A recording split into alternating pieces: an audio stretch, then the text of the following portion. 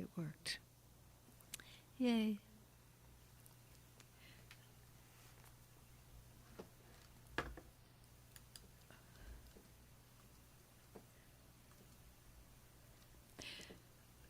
Okay, and share with a friend. Oh, there it is. Are you recording it? It will be automatically recorded on YouTube. Oh. So, Anne.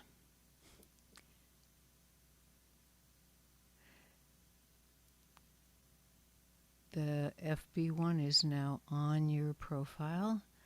And Frank, you're next. Friend's profile. Frank. There you are.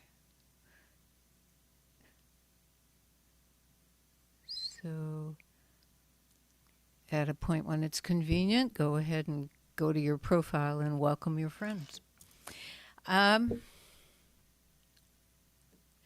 Welcome, everybody, to Any Sunday Songwriters. I'm delighted that today's show includes Frank Lefkiewicz and Anne Ramsey, both of whom are on the East Coast, so I'm the one holding down the whole rest of the country so that it doesn't all fall into the Atlantic. And, balance is everything. In a minute, you'll get to meet both of them because they're both wonderful songwriters, and I know you're going to enjoy this. If you're watching us on Facebook, welcome to our show. And Any Sunday Songwriters welcomes you, whatever form it takes. If you're on YouTube, we love you too. So, Frank, you want to kick it off for us? Tell us a little about yourself and sing us a song. Okay. I'm Frank Lefkiewicz. I live in the Washington, D.C. area in Maryland, just a little bit north of Washington. I am 74, kind of on the downward slope toward 75. Married. In fact, my wife and I just celebrated our anniversary number 51 last Sunday. I've got 2 awesome kids, 5 super awesome grandkids who live out in the Chicago area. I'm retired mostly from a career as an environmental scientist. Musically, I played in a Washington, D.C. group called Rain during my last 2 years in high school in the late 60s and first 2 years in college in the early 70s, and then decided to get serious about my studies. But I continued to write songs as a hobby and still played and collaborated with members of the Rain group, but mostly just for grins. So I am going to start off with a song that goes way back to those early days. So this is a song I wrote when I was 17 years old. It's called Love Blues because, of course, when you were 17 years old, you write a song called Love Blues. And it was the first big breakup, which was my fault. And I was feeling remorseful about it. And my mom would see me moping around the house. And she'd ask, "What's wrong with you?" And the answer was, "I got the love blues, Mama." And so I feel a little funny saying Mama at 74. So you all got to pretend like I'm 17, which I'm going to do too.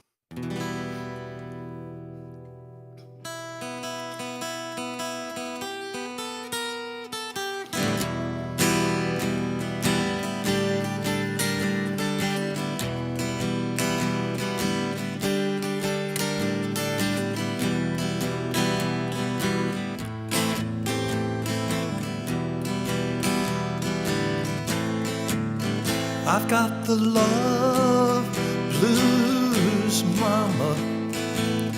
Got the love blues, Mama. I've got the love blues, Mama. And I don't know what to do. Goodbye, lover. I'll see you some other day. When the sun is shining for me and you. I got the love blues, mama. Got the love blues, mama. I've got the love blues, mama. And I don't know what to do. You gotta help me out.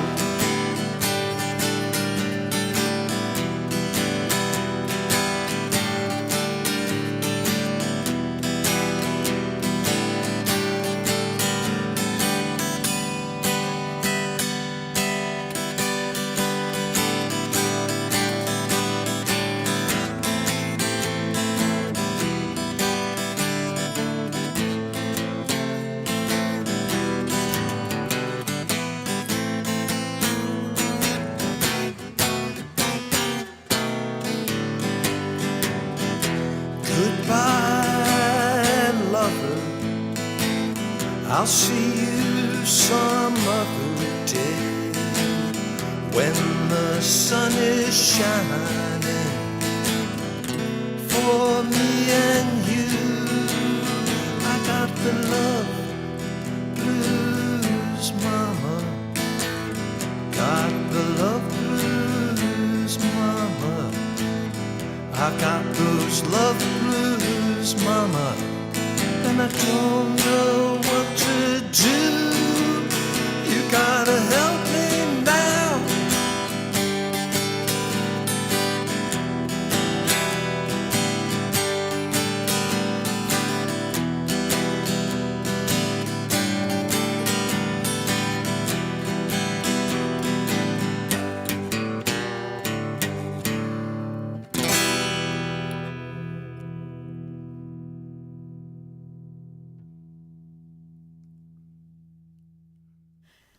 Great. Sorry about the blues, but Oh, it's nice to be 17 again. and Anne, tell us a bit about yourself and play us your favorite opening song. Oh, okay.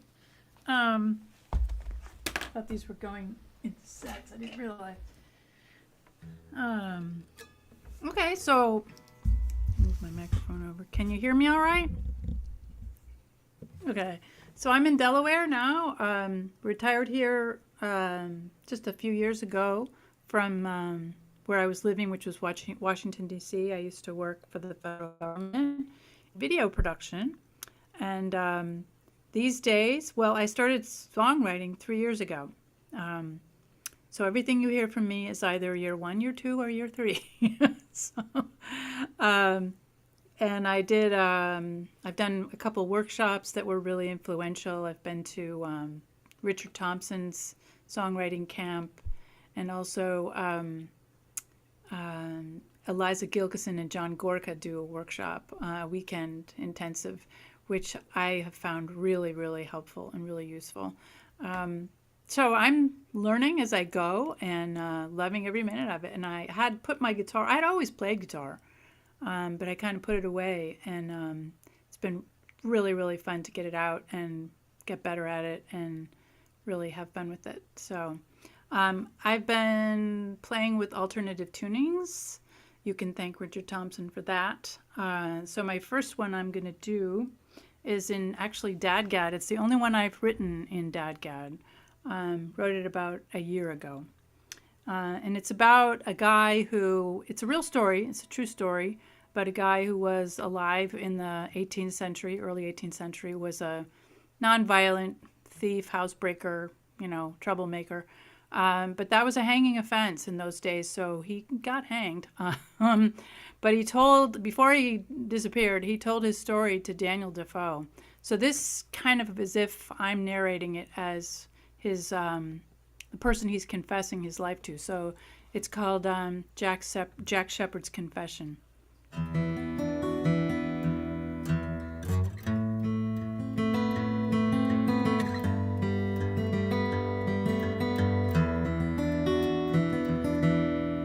Okay, wait a minute. Let me do that again.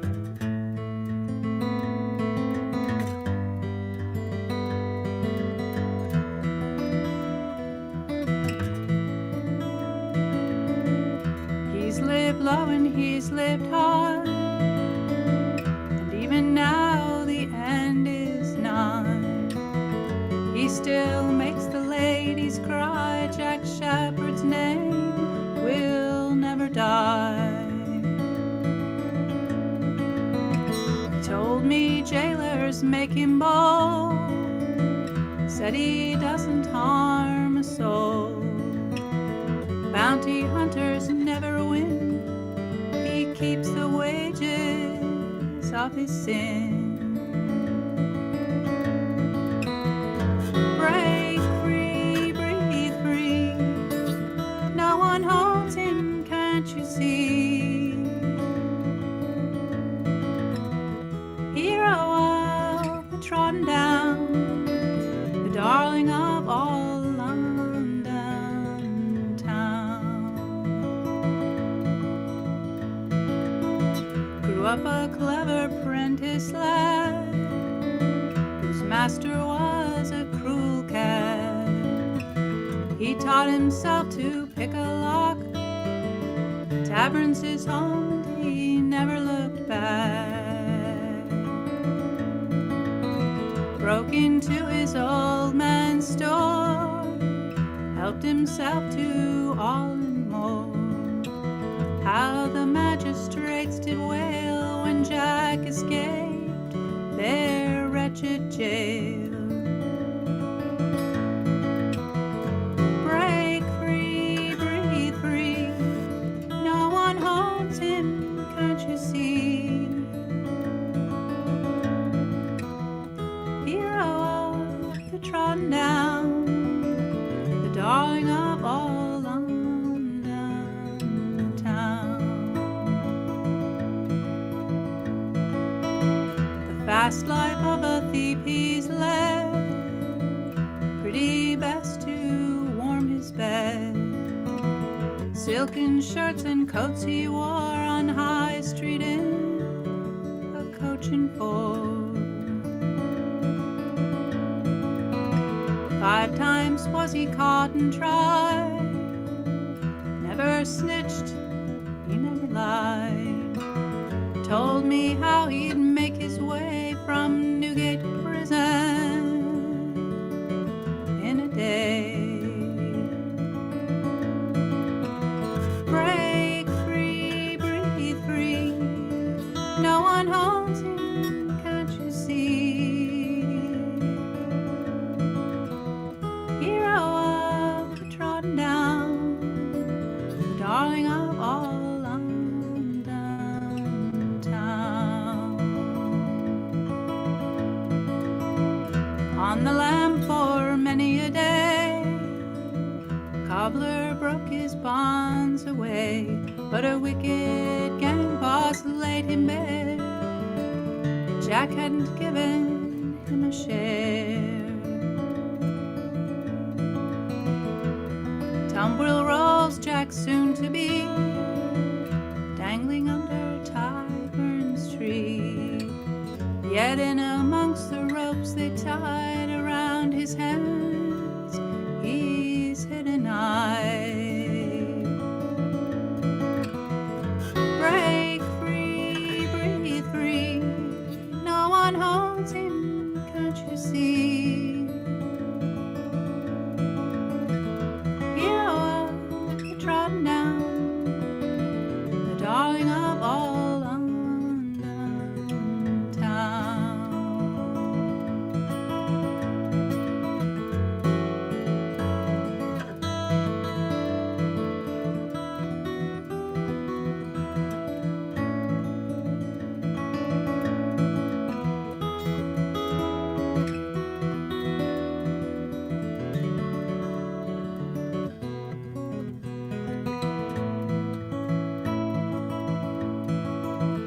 He still makes the ladies cry. Jack Shepherd's name will never die.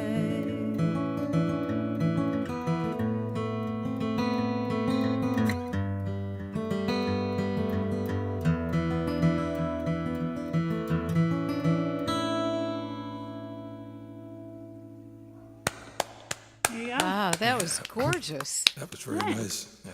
So forgive my ignorance, but did Defoe write a book about him?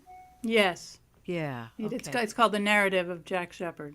And it's got pictures showing how he escaped and all this fun stuff. His name lives on because a play was written about him called The Beggar's Opera. Oh, okay. So Mac Heath from, Threepenny Opera, That's Mac the Jack. Knife. That's all the same guy. It's Jack Shepherd. Interesting. Yeah.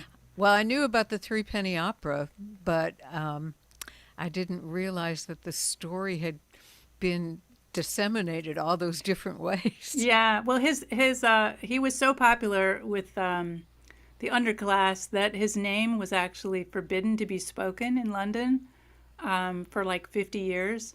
So that's why they just wrote all these plays about him with some other name. It's probably a good thing I didn't live there. There's something about being told no, Yeah. Don't say it. Don't say it. Don't think about it. Don't think about pink elephants or Jack Shepherd. Oops. Okay, so I'm going to answer, how do you deal with the lovesick blues?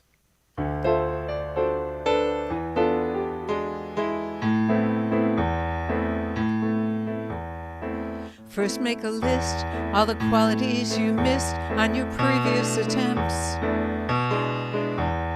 Then make a plan, all the places that someone like that might frequent.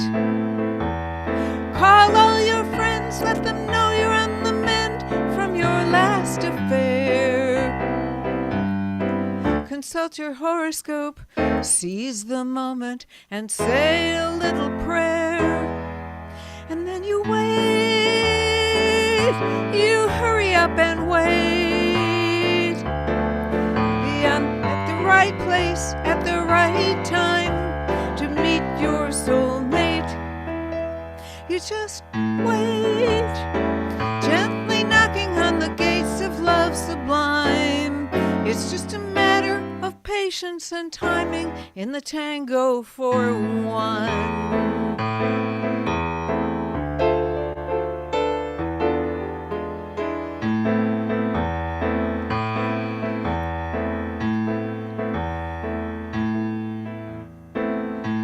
Yourself, pay attention to your health, learn a new dance, go on a trip, give your blues the slip, change your circumstance,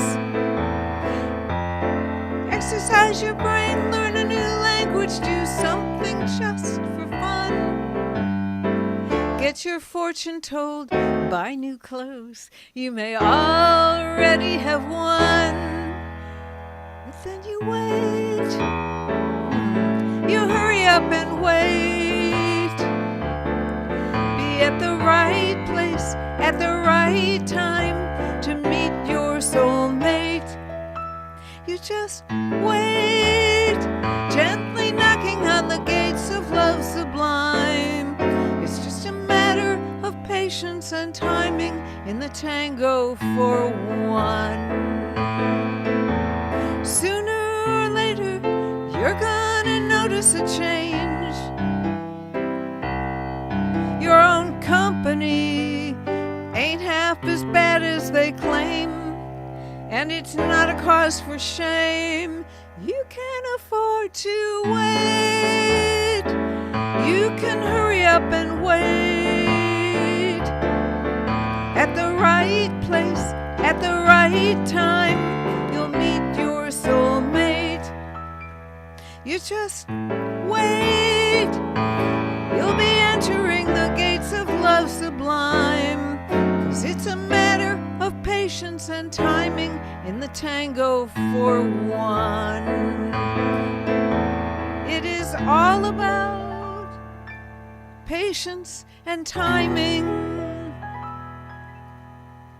in the tango for one.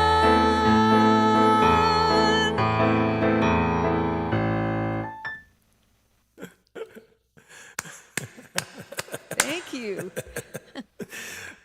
Thank you. Yeah, much better answer to that situation. Well, I'm glad I could help. We have two new guests. Welcome to Rick Herndon, who often supplies background pictures for everybody's song, but he informed me on Messenger that he's on his phone today, so he won't be able to do it. And Janet is here from a few minutes north of Tel Aviv.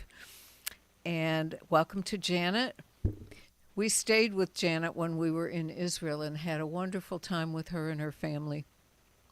So, we're going to keep going round and round like that until they throw us out of here. Okay. Okay. All right. So when I retired, mostly back in 2021, my son, who's a real musician, he's played all over the world, and as I said, he's out in Chicago now.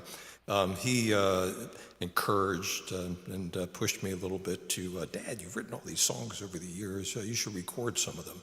And so I set off on a retirement project to do 5 albums of the stuff that I have written. And so I did one I've done 3 of them so far, and they're on a Bandcamp website that you can see in my little thing there. So the first one is called Grand American Dance. And that's a picture of my grandson, Milo. He was 2.5 at the time. And I'm going to do the title song from the album. It's called Grand American Dance.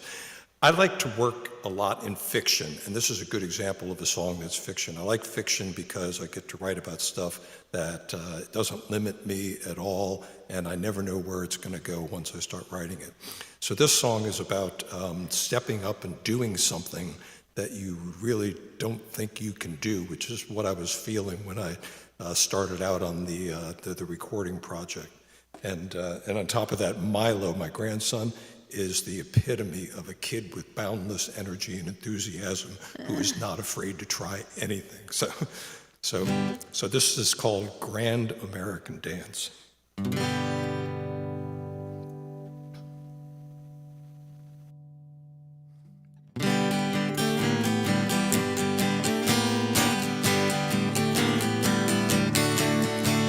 I met her in the lounge of the Grand American. She had a dirty martini, she was listening to the band. I winked and said hello, and then I threw her my best line. She rolled her eyes and told me what she tells them all the time. Your icebreaker may break the ice, and your oh so clever banter is oh so very nice. But sweetie, you just gotta know that you don't stand a chance unless you get up off your seat and show me you can dance. You gotta show me you can dance. Well, I looked down in despair at my 2 left feet, but I was not about to slink away from her in defeat. I took her hand and felt as if I'd fallen in a trance. We slid across the floor and oh Lord, I could dance. I could really dance. And suddenly it seemed as if nobody else was there but her as Ginger Rogers and me as Fred Astaire.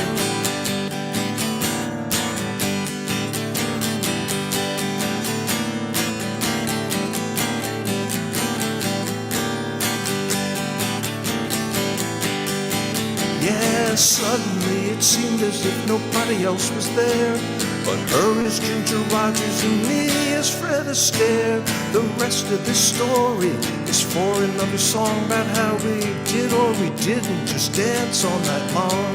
But I'm so glad I got up off my seat and took the chance to slide out on the floor with her and find out I could dance. I could really dance. Oh Lord, I could dance. The Grand American Dance.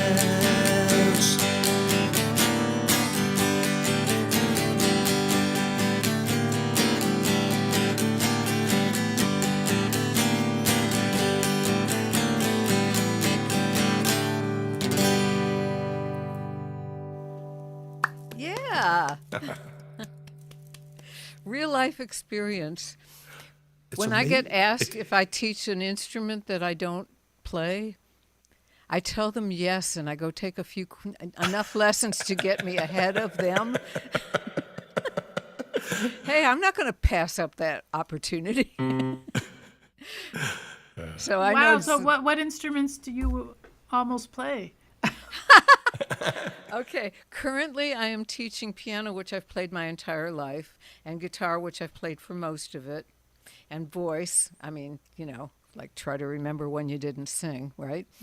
And mandolin, which I picked up because a student asked for it, and ukulele, which I also picked up, although I had a little bit of experience. I just didn't have a ukulele when she asked, so I went and bought one. Yeah, I mean, why not? If you have even some of the information, after you know how to make music, you can make it on pretty much anything. Wow. Well, I do know, I think, isn't mandolin the same tuning as fiddle? Yes. Yes. Although I never learned to play fiddle because the beginning sounds on that was way too close to my ear for any of that noise. But yeah, mandolin's fun. You could keep it in your lap, and while you make your mistakes, nobody is harmed. So I interrupted the flow. I didn't mean to do that. Anne, what you got for us? Oh, okay. All right, let's see. So this one is in double drop D.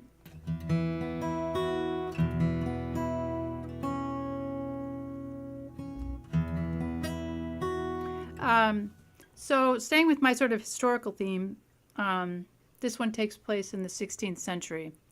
Why not?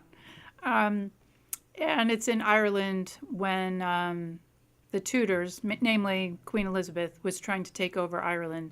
So the backdrop is these struggles. But there's a love story. It's told from the point of view of not abandoned, but a girl left behind while her boyfriend is he's a mercenary, and the name for mercenaries at that time was gallowglass. It's sort of a garbled Celtic word. So I just saw that word when I was in Ireland. I said that has to be a song.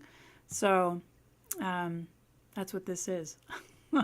Battle, broken hearts, carnage. The usual Irish stuff.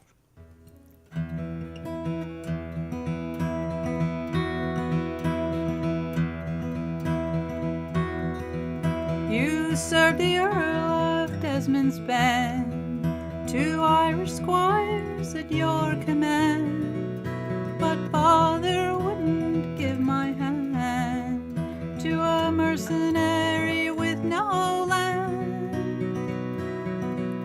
But oh, to see you decked in gear, handsome soldier without peer, swords and axes by your side, when you were called to fight, I cried.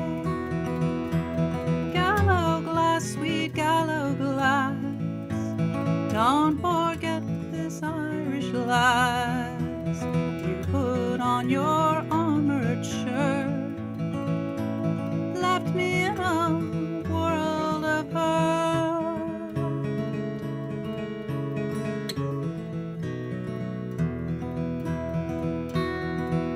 Queen Lizzie wanted Desmond's lands, to steal all Munster from the clans. Beyond the Pale her forces came, Fitzmaurice stood against her claim. He raised 4,000, hired the rest, 700 gallowglass, in June of 1569. At Cork he broke the English line. Gallowglass, sweet gallowglass, don't forget this Irish lass. You put on your armored shirt, left me in a world of hurt.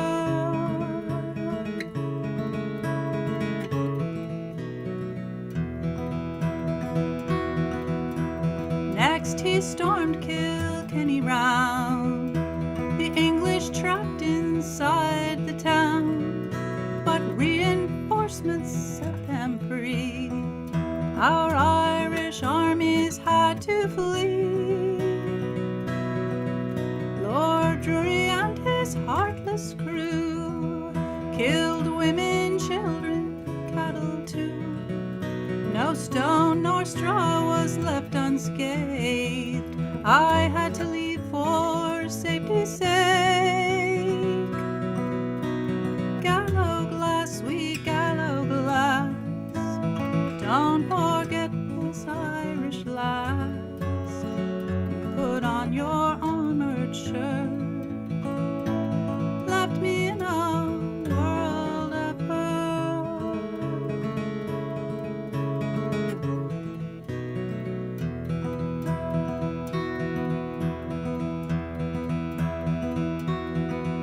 The rebel soldiers dead or gone, ruined Munster's maps redrawn. I wish I never came to know what happened to my gallant beau. At Cork the heads of rebel earls were shown on pikes to all the world.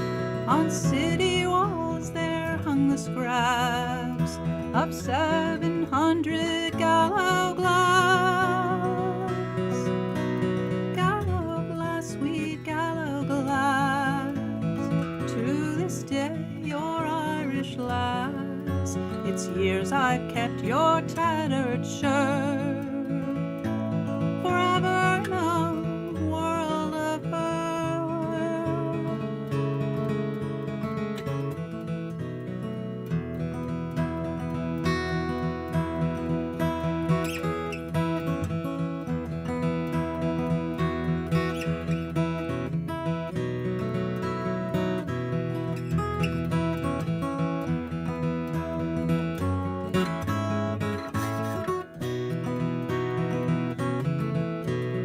Gallow glass, sweet gallow glass, don't forget this Irish lass. Put on your armored shirt, left me in a world of hurt.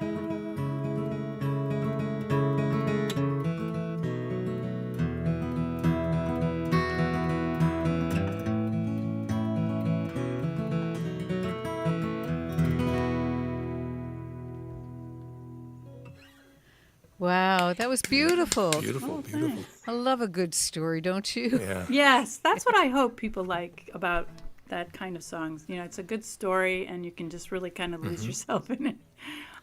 The funniest thing I think about it is that I made up this character, right? But she still makes me cry. It's still, I find, very moving, even though I made her up. It's really fun. The human condition. Come on. Yeah. Yeah. So, Yeah. and then I like Frank, I started working on a record, and this ended up being the title track. I wrote a song about the Johnstown flood, and I made up a character in that. And I have a hard time singing that part of the song because I get emotionally I know, it's very when I upsetting. get there. A lot of times that character you made up is the representative of everyone who suffered. Yeah. So, yeah. So I have I'm going to go a bit further back in history for my story. BC, or BCE, however you say it. Oh, cool. I've got one coming up.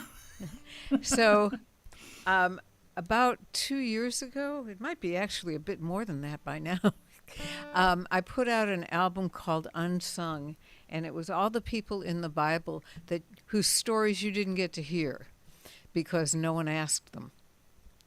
And most of them were like spear carriers, like the guy in the red shirt on Star Trek, where as soon as he enters the scene, you know before the episode is over, you're going to be hearing somebody say, "He's dead, Jim." So, you know, he's not somebody that they spent a lot of time with character development. And apparently that was how the people who compiled the Bible stories felt about women. So quite a lot of these are women. Not all of them, though. Some of them were labeled enemy, and I thought that might not be quite what they were. So this is the first one that occurred. This was the one that started the album off. And it was because I was reading that she had, although she produced 8 of the 12 tribes, she had 2 lines in the Bible. And one of them was that she had weak eyes or cow-like eyes, depending on the translation you read. But it wasn't flattering, and it was far less than she deserved, so I'm helping out.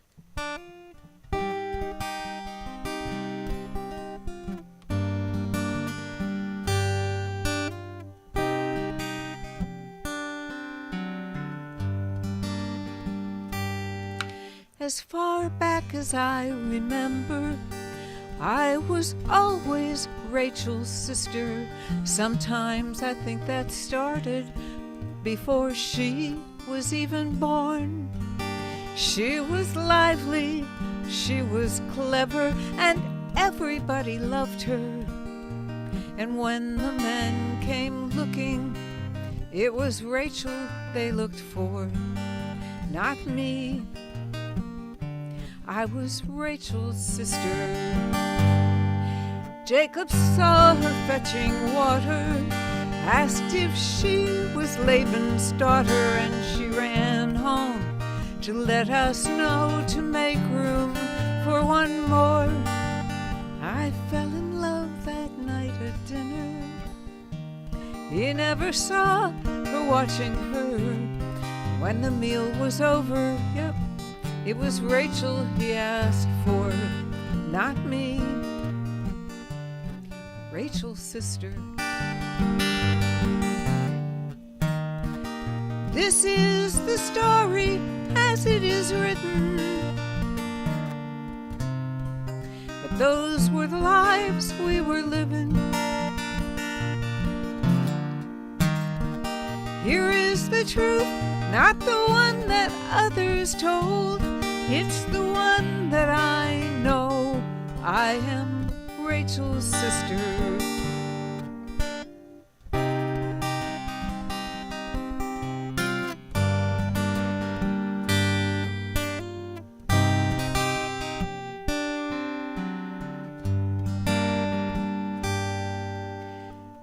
They said Jacob was a trickster, but my father brought me forward on Rachel's wedding day, draped in veils upon his arm. But then Jacob worked the harder, and for Rachel too he bartered. Still, I thought I'd win him when each new son was born. To me, Rachel's sister. This is the story as it is written.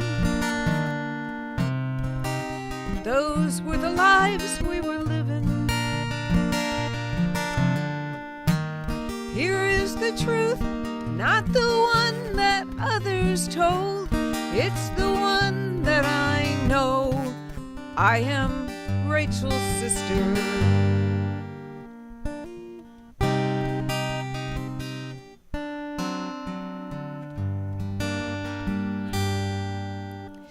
Every now and then I wonder, is he still thinking of her, though I'm the one who keeps him warm when the nights are cold? Did she love him as I love him, or did she just love to win? But she is blessed memory, so I will never know. I am only Rachel's sister. This is the story as it is written. But those were the lives we were given. Here is the truth, not the one the old men told. It's the one that I know. I am Rachel's sister, and it can only be told by Rachel's sister.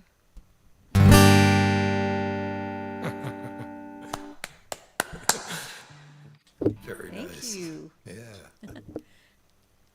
I have an unusual arrangement with my earbuds, and what happens is they keep falling out in the middle of a song, and I just have to go with it. I know exactly what you mean. I have the same problem. So, you're up. Well, before I go to my next song, I did want to thank you for virtually bringing me back to Austin, Texas. My pleasure. Because I used to go there on business quite a bit in the late 90s and the early 2000s. And I had a friend down there, and she and her husband used to take me to all the cool places. Like I swam in Barton Springs.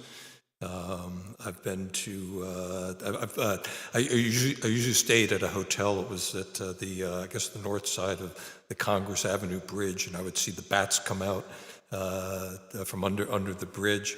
But my favorite thing to do was just to go walking around and stopping in at the bars and places on the 6th Street area of Austin and catch the music. And one of my favorite places was Antone's, where I used to always try to hang out. It was just an awesome place. So I still have my Antone's hat. So this next song is called Falling Water, and it's the title track from my second Bandcamp album, and that is a picture of me that my wife took at Frank Lloyd Wright's place called Falling Water in Southwest Pennsylvania 50 years ago. It was a year after we got married. We went up and hung out in the Laurel Highlands area. And this, over the years, just that place, that thought, sort of became my my mental happy place. So in times of trouble and need to regroup, I would go to Falling Water, at least in my head. So I wrote this next song in 2013, and I wrote it during the months prior to my mother's passing away, when my two sisters and I were dealing with end-of-life kind of issues, and we were in and out of hospitals and rehab facilities and so forth. And so I thought a lot about dealing with that for her, of course, and also thought about it in terms of the eventuality for myself. And so this song is about my thoughts about end of life for myself, and as I say here, various places, pull the plugs, wheel me out, and take me to Falling Water. And there's sort of a chorus where I repeatedly say, I don't know, and I don't know, and I don't know. And that's taken from one of the rehab facilities where my mother was at. There was a woman who was in a wheelchair, and always by the nurse's station or near the nurse's station. And all she would do all day long, anytime you walked past her, she was just saying over and over again, I don't know. I don't know. I don't know. I just don't know. And with the confusion and uncertainty of dealing with my mother, that sort of became a mantra for my sisters and I. But I don't know. I don't know. So anyway, so that's what this song "Falling Water" is all about.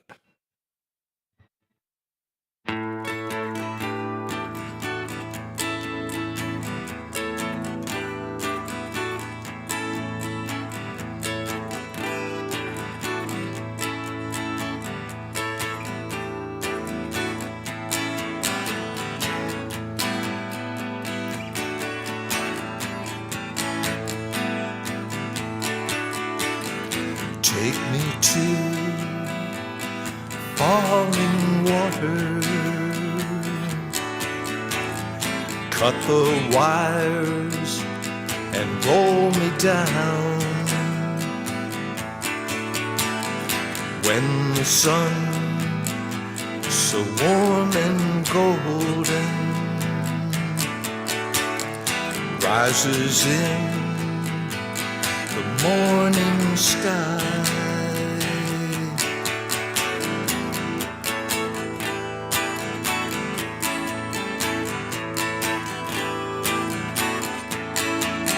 Sit me down by the river,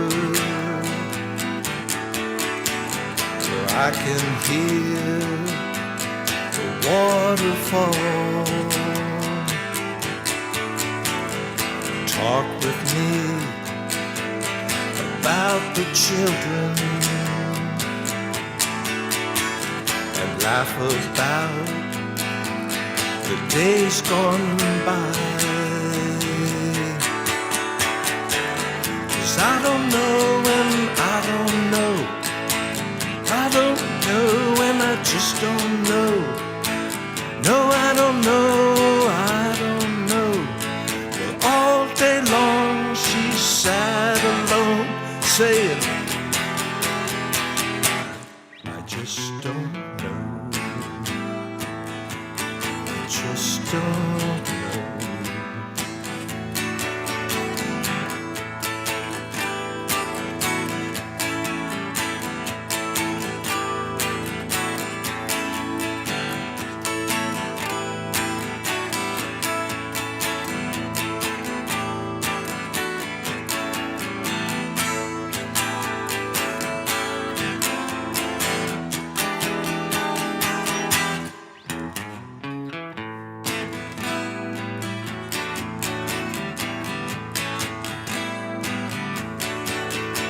So take me to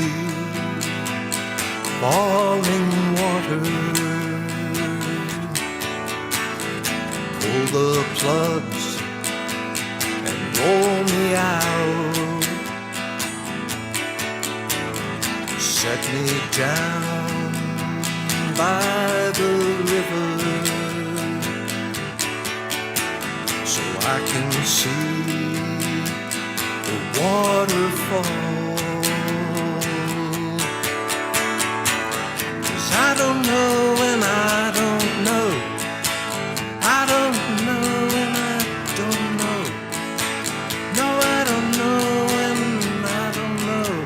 Well, I don't want to sit alone saying, I just don't know.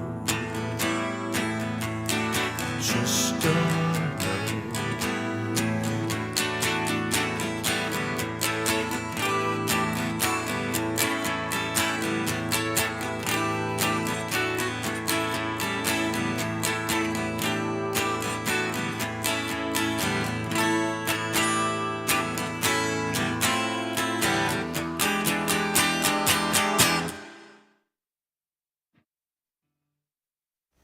Wow.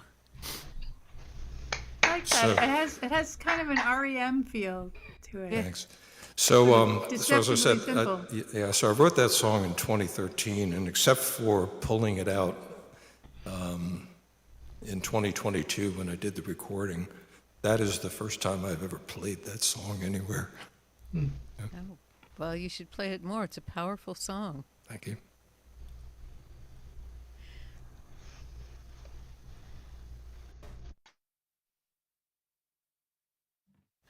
Hi, Harry. So, Anne, what you got? Hi, Jen. Here I sit, lost in a trance. I love Falling Water. It's really nice. Okay, so as long as we're going BC, I'm going to go to the Pleistocene, if that's okay with y'all. You guys. Did you ever do your DNA thing, your 23andMe thing? I did, and Oh, I yes. have, I think, 4% Neanderthal. So I wanted to know a little. I looked them up, and You beat They're me by not- one. You beat me by 1%. they're not as bad as we think. I mean, they buried their dead. They made decorative objects. They painted shells and things like that.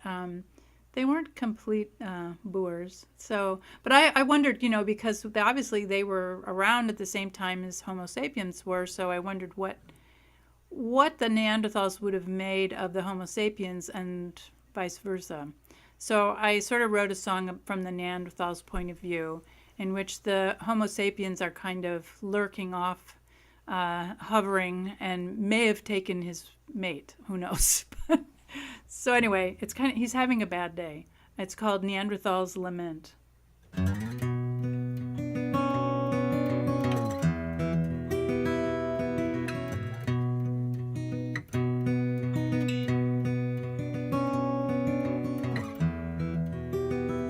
Okay, there's something wrong here.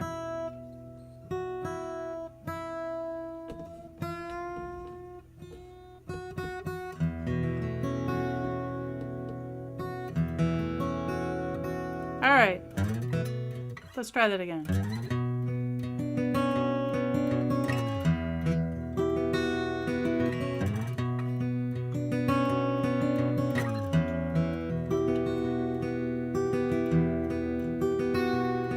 Last nightfall, as the moon arose, the skyline cleared its throat.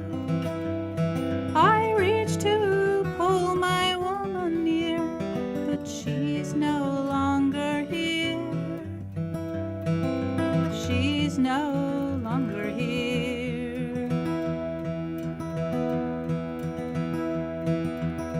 After dawn, I walk along, campfire ashes strewn. My boys already on the hunt for beasts to bear the brunt, for beasts to bear the brunt.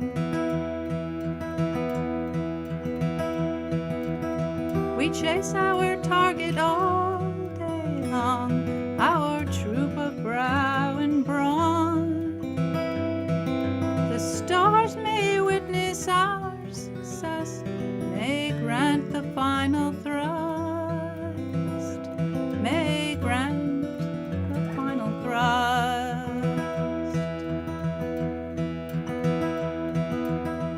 We've heard about the slight men coming, with their livestock running. They storm in hordes like packs of wolves, build shelters in the woods, build shelters in the woods.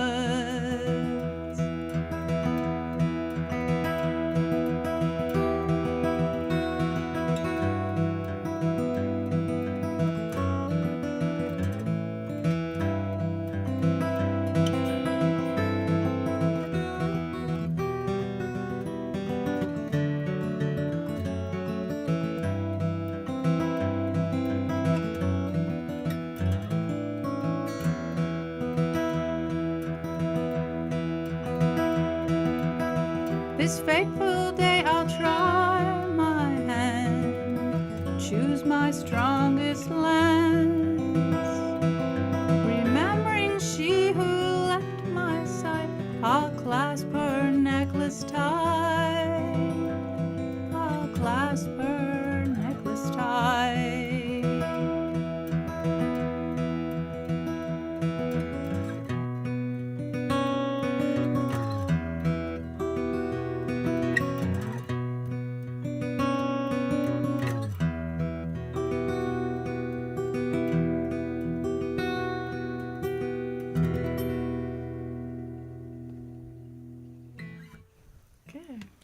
Very nice. Well, I know what they made of the Homo sapiens. A lot of them made mates of them. Yes. I mean, and you know, you wonder if some of the women went over there of their own accord. Hey, You know, maybe they thought the Homo sapiens were kind of cute. I think they are. But then I've never been a Neanderthal, so I can't really see it Really, from we that can't point of vouch. view. So, we're going to talk about death, are we? I have something to say. I have this idea, and I haven't yet had an opportunity to figure out if I can pull it off or not. But I'm kind of in the frame of mind that you were talking about earlier, Frank, about just say yes, you know, go ahead and jump to that tree limb and see what happens. So, here it comes.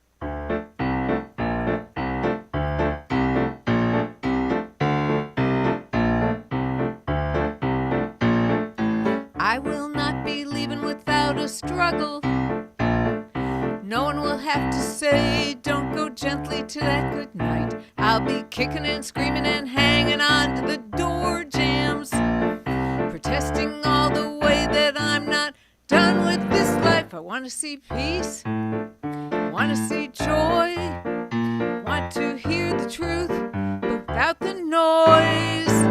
I want to see justice with my own eyes, and then I'll be ready, and I'll say goodbye.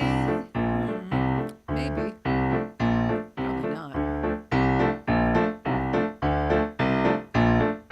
I believe Moses looked like Charlton Heston, and I believe he had a word with God. All I want to know is, when is it my turn? 'Cause I'm thinking miracles can't be all that hard. I want to see peace. I want to see joy. I want to hear the truth without the noise. I want to see justice with my own eyes. Then I'll be ready, and I'll say goodbye. I want to see the face of peace. I want to hear the voice of truth. I want to know that dream is real. Then I'll make my choice. Maybe not. But first, I want to see peace. I want to see joy. I want to see justice. My own eyes. I want to see justice, especially. Then I'll be ready, and I'll say goodbye. Then I'll be ready. See, I'm willing to stick around until they come up with a solution here. I'll even help drive the bus. But I'm not leaving until I see some hope.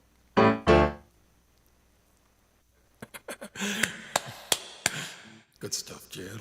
Thanks. That's pretty perfect. I thought we were about maybe 2/3 of the way there for a long time. But apparently we had to go all the way to the bottom before we could go up. So I'll wait, you know. When you break the surface, then I'll feel like my job is done.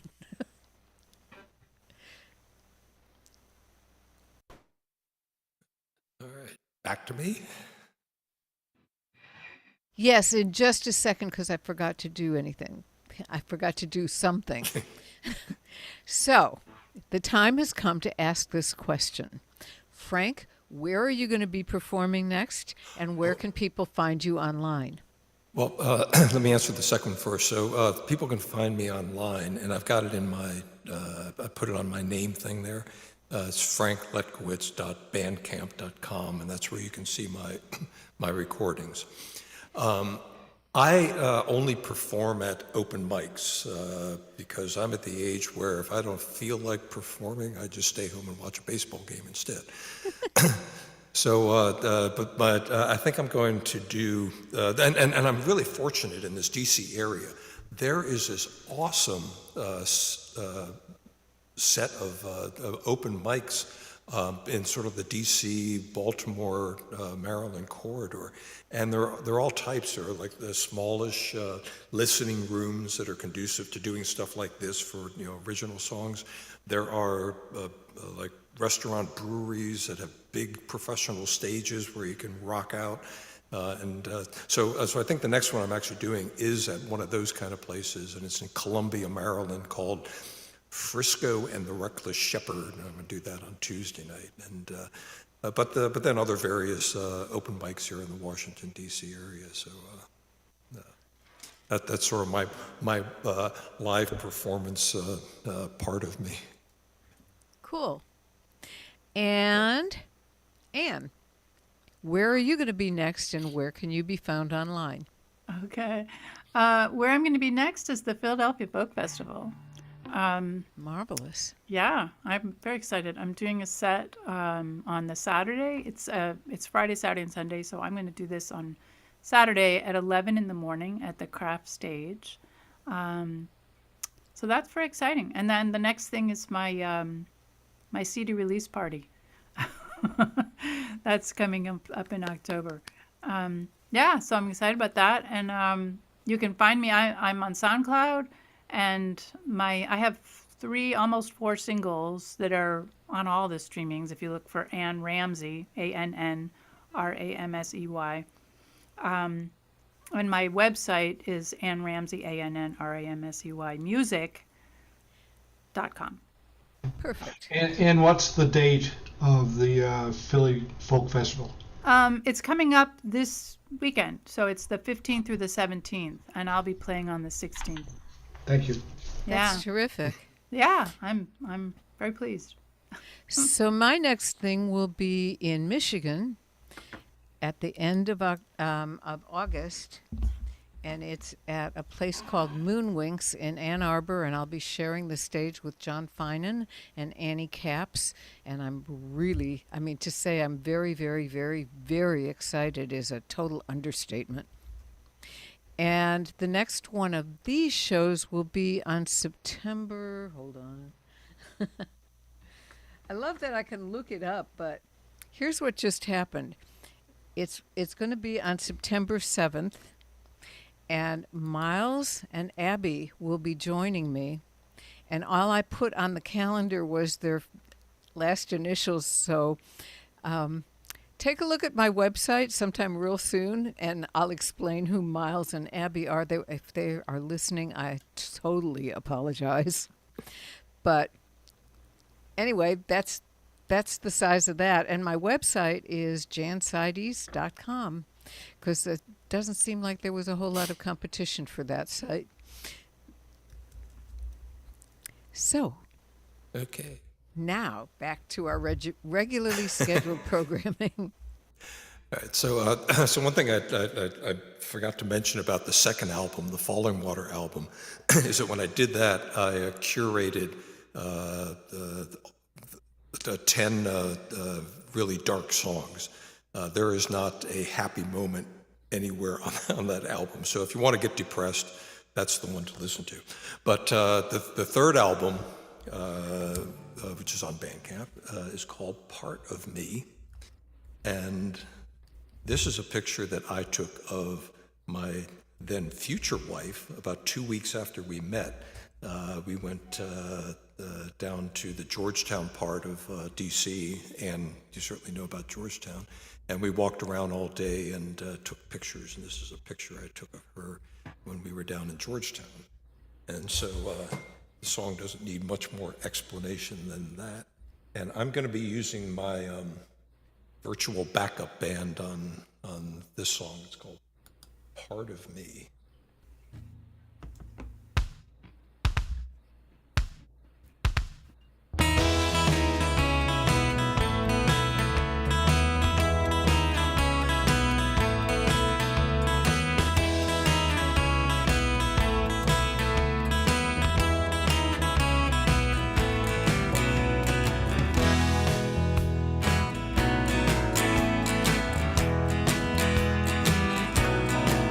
I wake up and you're a part of me. At work all day, you're part of me. Asleep at night, you're part of me. What a love we have. What a love we have. Whenever we get lost at sea, I rescue you, you rescue me. 'Cause you and I were meant to be. What a love we have. What a love we have. I don't believe in many things these days, but I believe in everything you say to me, 'cause you're a part of me. In laughter, you're a part of me. And in sadness you're a part of me. What a love we have. What a love we have.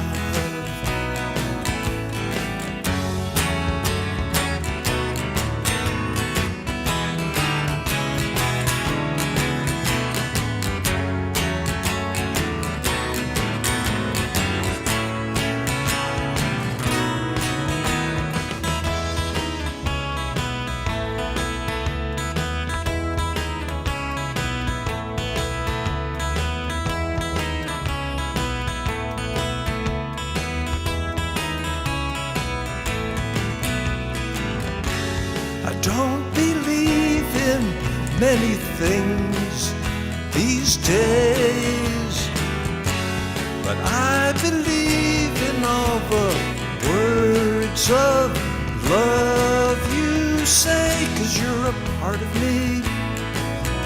In passion you're a part of me, and in silence you're a part of me. What a love we have. What a love we have. What a love we have. What a love we have.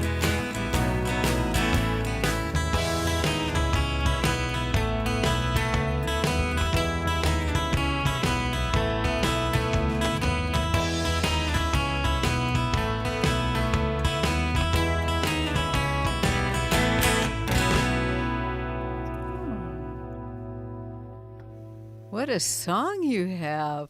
That was terrific. Thank you very much. That is great. I had good material to start with. That is great. It sounds very REM, but it's like, or a little bit of the Byrds in there somehow. Yeah, a little twangly there. Give yourself a Rickenbacker for Christmas. Oh, you know, I had the guy who was the bass player in our band who passed away a couple of years ago, sadly. He had this absolutely gorgeous Rickenbacker, and he let me use it for about 2 years. And I actually did record some of the stuff with it, but I don't have a Rickenbacker of my own. How tragic. Yeah, I know. Oh.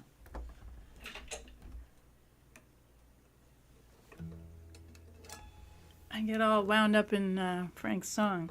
Okay, so we're moving away from the past here, if that's okay. I hope it's okay to do a protest song. I'm assuming we're all on the same side here. It's absolutely okay with me. Please do. Okay. Well, as I said, I used to be a Fed, and I was there under Trump 1 and got sort of stomped all over and mistreated in my own work area, my own neighborhood. So, and I felt it really deeply and talked to a lot of folks just this past few months. So this is sort of a song from the point of view of a federal employee who's been hardworking and got kicked in the teeth. So it's called The Public Enemy.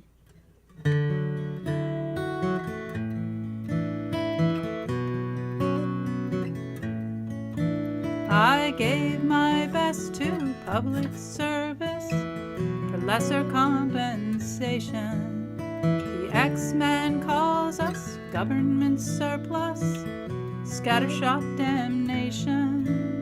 The geeks that took the 7th floor and take down our websites want us quickly out the door.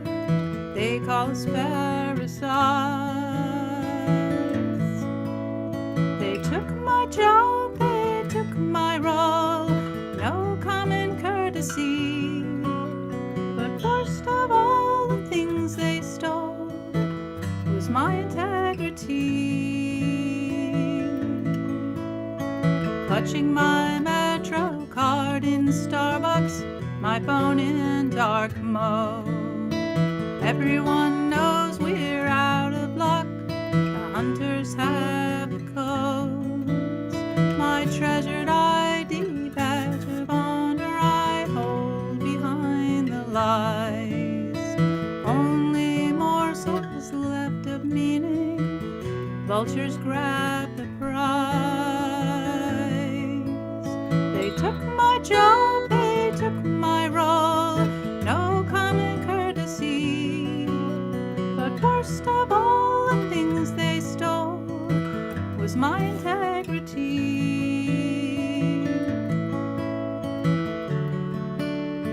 Have the ones I served turned on me?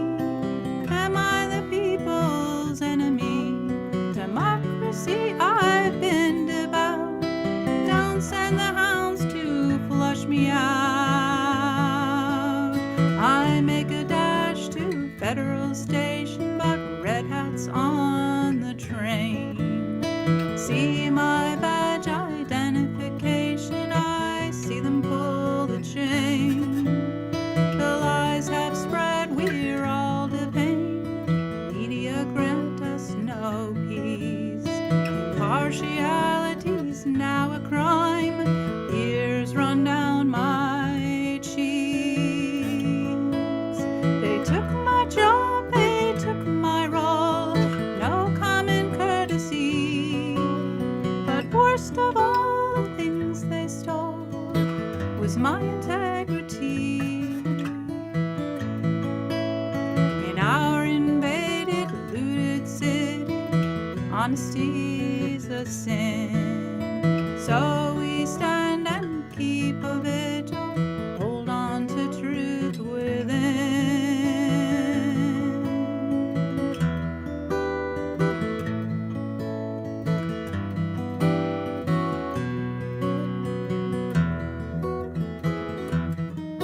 Sorry.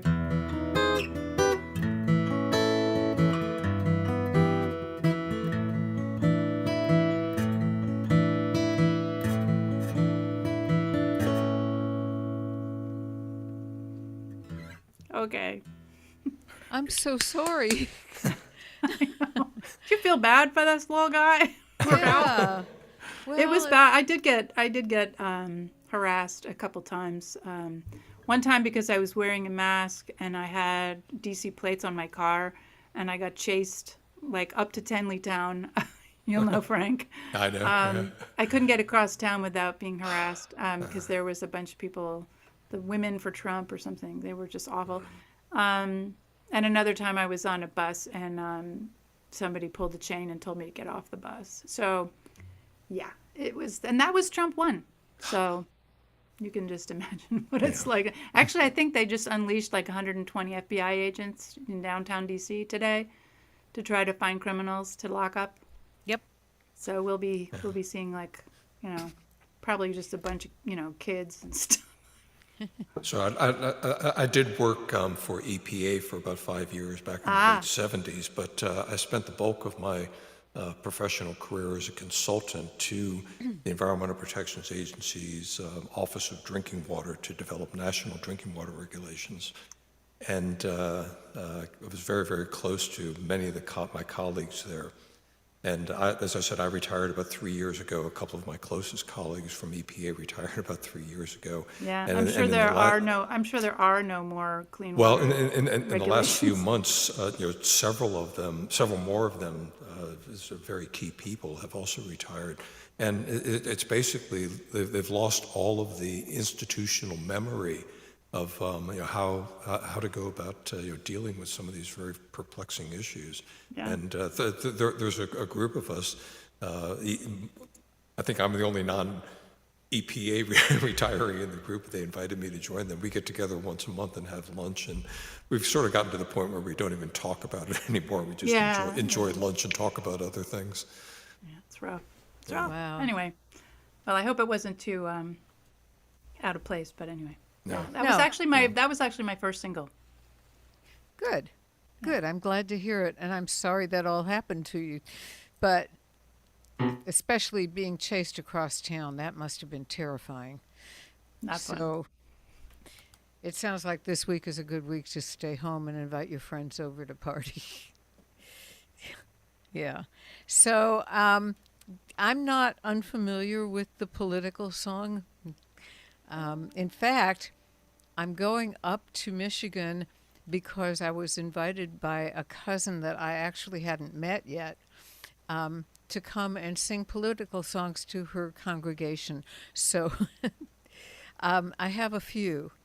But this was written by myself and Jen Cass, who is in Michigan.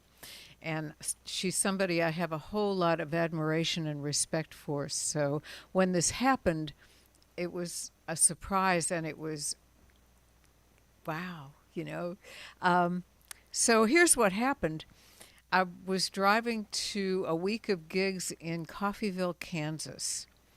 And what they do is they put you to work at the junior college and at the high school and at a whole roster of senior living centers. And it's a fun week. It's not very stressful, and it's certainly not very demanding, except on the last day when you play at the high school, and they're all good kids and they're all half asleep, so it's not what it sounds like. I mean, they're growing up in middle of nowhere, Kansas, so how much trouble could they get into? But in any case, on the way there, it was right after the Coventry School thing in Nashville. And I was driving, and I wasn't really thinking about much, except that I noticed that all the flags were at half-mast. And I, gee, why are they all at half-mast? What's going on? Basically, who died? And then I remembered who died. And the next time I got to a stopping place, I got to say, it did not have the usual dark response. I was pissed off, because here's all these people commemorating these deaths. And what I said on Facebook at the place where I stopped was, they might as well just leave them at half-mast if they're not going to do anything about it. And about a week and a half later, I got a set of lyrics from Jen. And they were wonderful. They were very powerful. And I wrote back to congratulate her, and she said, well, it was your idea, which I'd already forgotten about, but she reminded me. And so I set it to music, and we both play it now. So here it is.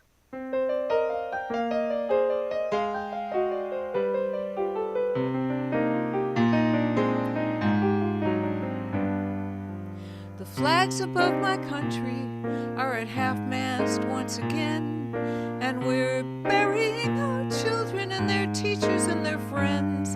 Hey, law enforcement got him, and he only murdered 10. So the flags above my country are at half-mast once again.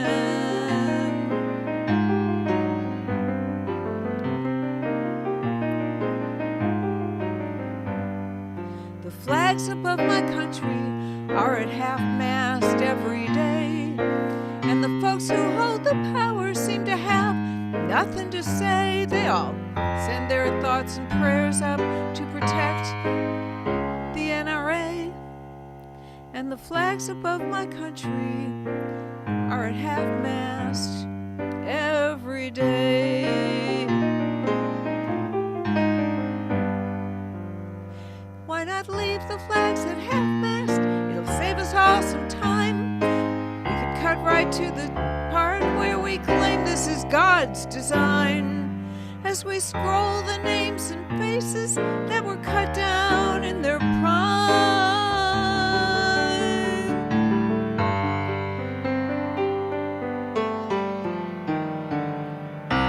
Flags above my country should be upside down today. There's a threat to life and property cannot be prayed away, and no good guy with a gun can stop a nation gone astray. And the flags above my country should be upside down today.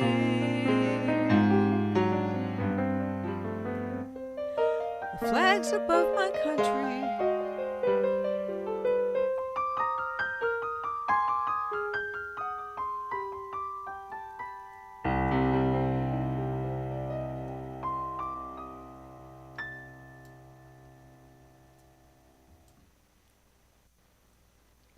Thank you.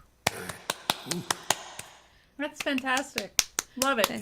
It's another one like yours. I wish it wasn't true, but there it is. There it is.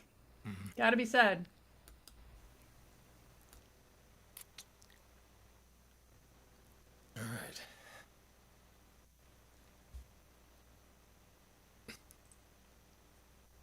All right, so I said before I'd set out to do 5 albums, and I did 3 of them, 21, 22, and 23. I did not get one done in 24 as I had hoped to, but I did get to work on a couple of albums with a good friend of mine to get some of his stuff out there. And during 24, I went on a writing spree, so I've actually now got enough stuff for 3 additional albums. And the first one of those is going to be another collection of dark material, kind of like the Falling Water one was. And the working title for the album is called In the Dark. And I don't have a song called In the Dark, but I've got a song called Waiting for a Train that uses the expression in the dark. This is another work of fiction, and it's kind of exploring using the term in the dark literally to be standing in the dark, but also figuratively to be in the dark as in, like, what just happened here? And this is another one I'm going to do with my backup band. So this is called Waiting for a Train.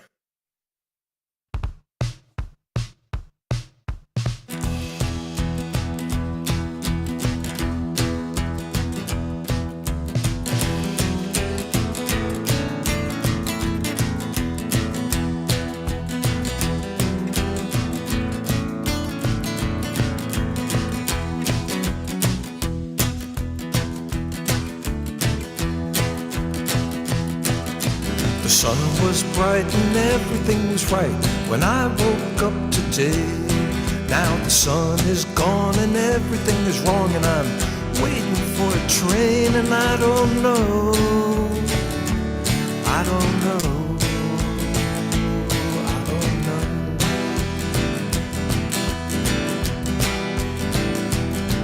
She didn't say what, she didn't say why, she just said goodbye. Left me standing with my mouth wide open, tears rolling out of my eyes, and I don't know, I don't know, I don't know.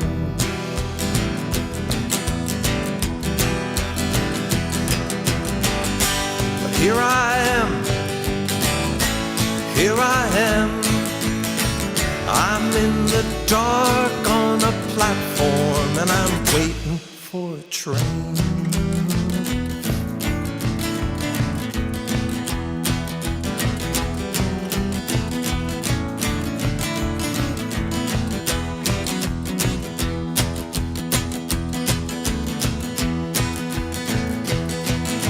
Is this all there is after all there was? It makes no sense to me.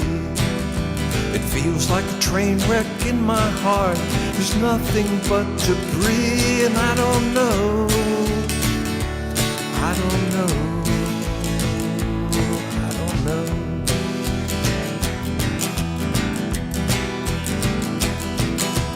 Where I'm going I can't say, and frankly I don't care. Maybe it'll make some sense to me once I get somewhere, but I don't know, I don't know, I just don't know.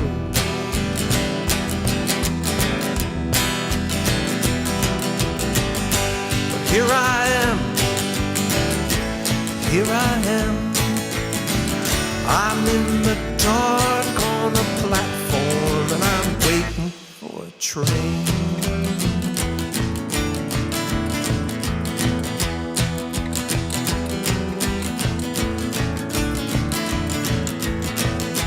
Waiting for a train. Waiting for a train. Waiting for a train. Waiting for a train. I'm waiting for a train.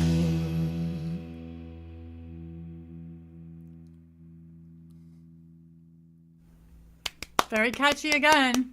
Thank you, thank you, thank you. Love your little melodies that you've got going in your inside your strums. You have melodies going on. Yeah. I like them. Yeah. Okay.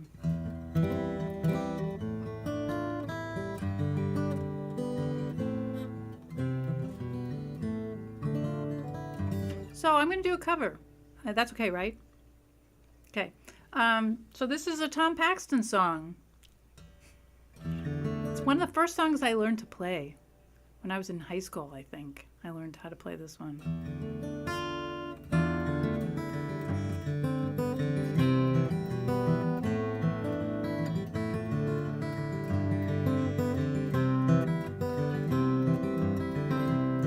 It's a long and dusty road, it's a hard and a heavy load.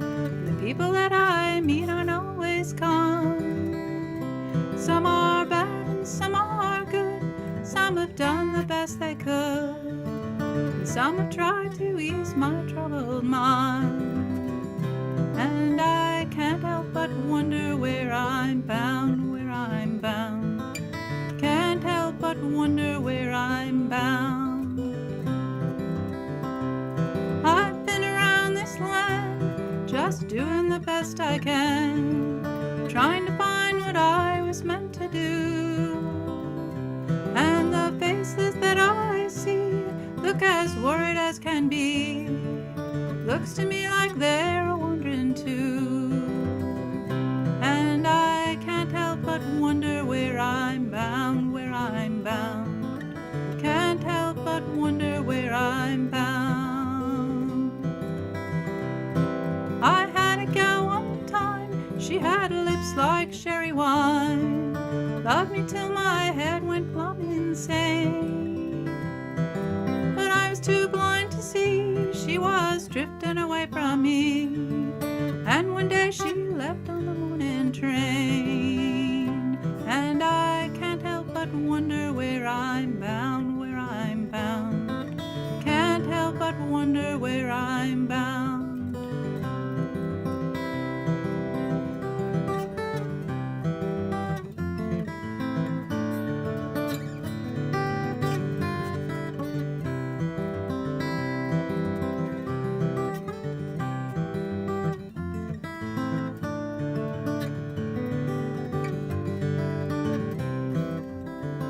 And I can't help but wonder where I'm bound, where I'm bound. Can't help but wonder where I'm bound. I had a buddy down from home, but he started out to roam. Last I heard he was out by Frisco Bay. And sometimes when I've had a few, his voice comes ringing through. And I'm going out there and singing some old day. And I can't help but wonder where I'm bound, where I'm bound. Can't help but wonder where I'm bound. If you see me passing by and you stop and wonder why, and you wish that you were a rambler too, nail your shoes to the kitchen floor, lace them up and bar the door, and thank your stars for the roof that's over you. And I can't help but wonder where I'm bound, where I'm bound. Can't help but wonder where I'm bound. And I can't help but wonder where I'm bound, where I'm bound. Can't help but wonder where I'm bound. Good old Tom Paxton. Yeah. I love Tom Paxton. There were so many good writers active. You know, and by the way, someone I know just recorded with him, so he's still active. Oh, yeah. I mean, he was giving songwriting camps for years. I think almost Daniel went- Bowling just finished an album with him. Oh, is that right? Oh, cool. Yeah. Yeah, no, I love him. I thought, well, I should do one. That's the one I'm going to do at the Philadelphia Folks Festival, just to kind of, because I saw Tom Paxton at a folk festival in Toronto when I was a kid. And so I think in honor of that, I'm going to do it. That's what, you know, seeing somebody else doing it, that was definitely what set my feet on this path, because we went to see Judy Collins at the Garden State, whatever it is, because now we're talking a long time ago. So I don't even know if it's still there, but she was on the stage sounding like Judy Collins in a long green velvet dress, and I went, yeah, that's what I want to do. Yeah. Yeah. Yeah, I think I memorized all of her early records. She was a huge, huge influence. Oh, yeah. And she just could not put out anything that was not going to be a hit. No, she was a chanteuse in the finest sense of the word. Love her. Yep. And I'm going to sing one by another one of those. It bears absolutely no relation to the one you just sang, except that it's also a cover and I love doing it. And she's an Austinite, or she was.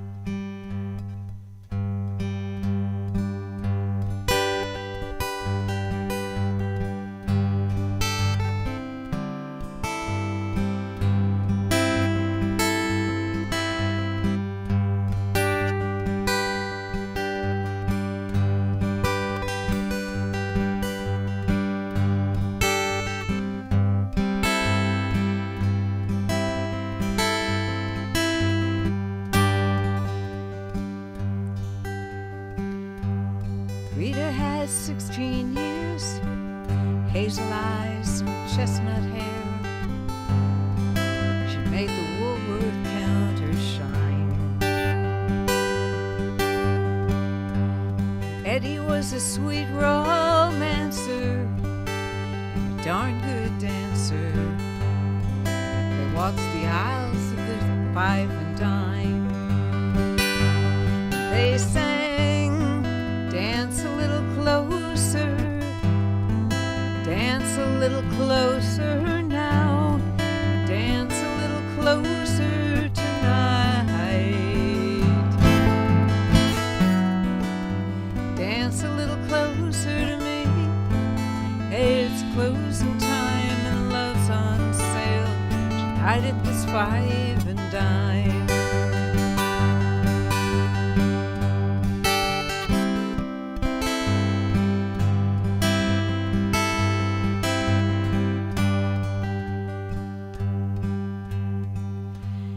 Eddie played the steel guitar, and his mama cried 'cause he played the bars, and he kept young Rita out late at night. So they married up in Abilene, lost a child in Tennessee, and still that love survived. 'Cause they sang, dance a little closer, dance a little closer now, dance a little closer tonight. Dance a little closer to me. Hey, it's closing time and love's on sale tonight at this five and dime. So Nancy grew up here. And in fact, one of our friends lived for a while, rented the house that she grew up in, which is not very far from my house, and certainly not very far from the house I used to live in. It was like 2 blocks away. And one of the things that used to be true of Austin is it had not much in the way of a transportation system, not public transportation. And you had to, the way the bus worked is it was laid out in a kind of flower petal design. So if you weren't going to somewhere on the bus route that was somewhere near you, then you had to go all the way downtown and change buses. And on the corner where that happened, which was 6th and Congress, there was a Woolworth store. And Nancy, coming home from school every day, used to change buses at that corner. But first she'd run inside and, as she put it, flip through the record bin, order a cherry Coke, wink at the boys, and go back and get on the bus. And this sound,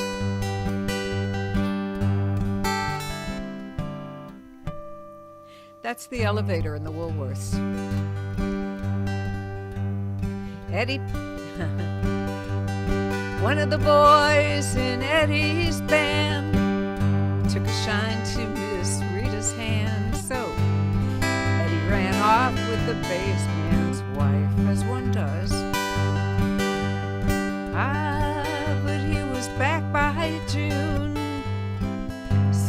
different tune, sporting Miss Rita back by his side. As he sang, dance a little closer, dance a little closer now, dance a little closer tonight. Dance a little closer to me. Hey, it's closing time and love's on sale tonight at this 5 and dime. Eddie played with those barroom bands. Till arthritis took his hands. Now he sells insurance on the side. And Rita, she's got her house to keep. She writes dime store novels of a love so sweet. Walks to the radio late at night. And they sing, dance a little closer, dance a little closer now, dance a little closer tonight. Dance a little closer to me. It's closing time and love's on sale tonight at this 5 and dime. As they still sing, dance a little closer, dance a little closer now, dance a little closer tonight. Dance a little closer to me. Hey, it's closing time and love's on sale tonight at this 5 and dime.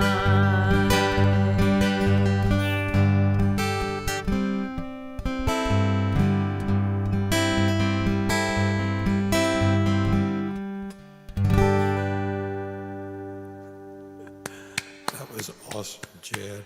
Thank you. Say again, whose song is that? Nancy Griffin? Nancy Griffin. Sorry, Griffith. It's Patty Griffith. Griffin, Nancy Griffith. And the little thing you did in the middle where you were talking, was that part of the song or is that you? No, that's something she used to introduce the song, but I always forget to say it in advance. So I put it in the middle. Well done. That's Thank perfect. you. Thanks. So, time. Yeah, we've got 2 more rounds. Okay. All right. So the second of the 3 albums I'm supposedly working on, I've successfully managed to procrastinate for almost 8 months here and haven't done a whole lot of recording. So the second one is going to be called Time is an Illusion and Life is But a Dream, because it has 2 title songs, Time is an Illusion and Life is But a Dream. I'm going to do the Life is But a Dream song here. And it's about what the first line of the song says that it's about.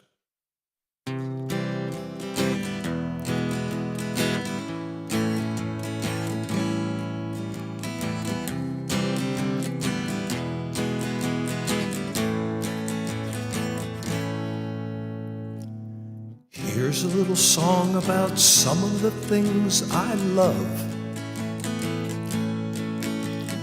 All my family first and above all else. Laughing with my friends, playing music when I can, and talking with a dog like it understands. I love the sound of children's voices when they play. Walking barefoot in a cold creek on a summer day. And going back in time to when I was 8 or 9. And the wisest words I know I've ever heard.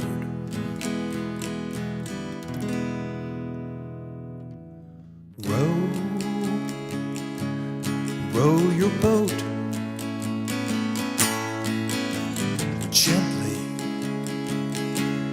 down the stream.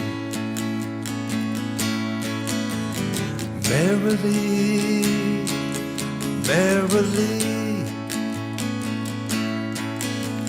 life is but a dream.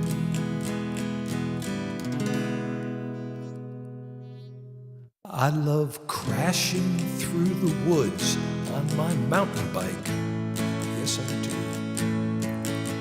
Sitting on a beach watching people flying kites.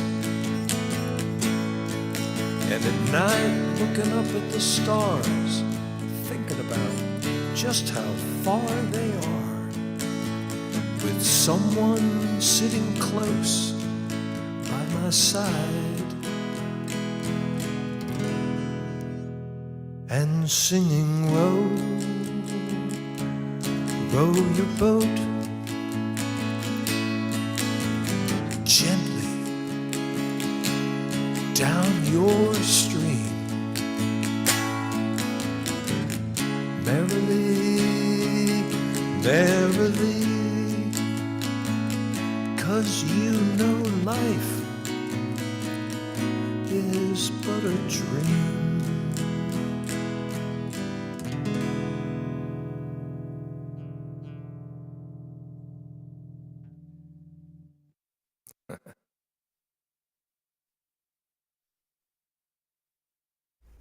It's very sort of mesmerizing. Thank you. So that's one of, Row Your Boat is one of 3 songs I've picked out to have people sing at my memorial service. Oh, yay. In a round. Is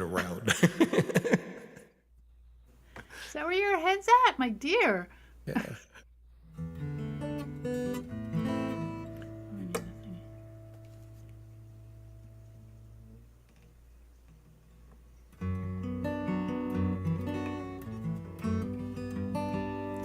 Okay, so here's one since I was just in standard tuning. This is the only song on my forthcoming LP that is in standard tuning. So I may as well do it. It's called Let Her Go. It's kind of, it feels to me like a Gordon Lightfoot kind of feel. Anyway.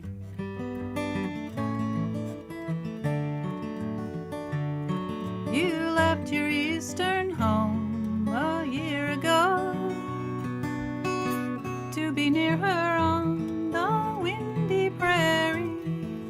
How she drew you out here, no one knows. Seems your heart is hard for her to carry. The sky is telling you to let her go. Let her go. Go like a feeling on a summer breeze. Let her go. Keep the memories, but leave the keys. Let the rivers flow and let her go.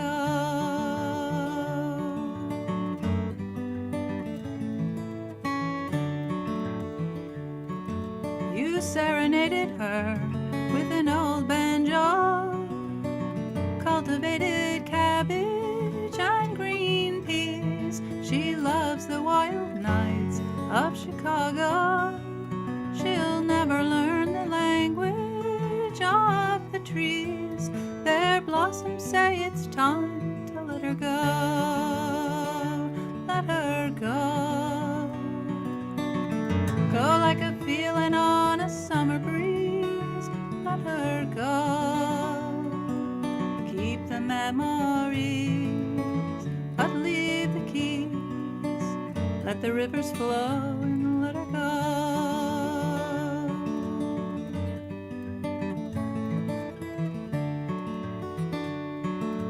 Your Volkswagen bug would make her smile.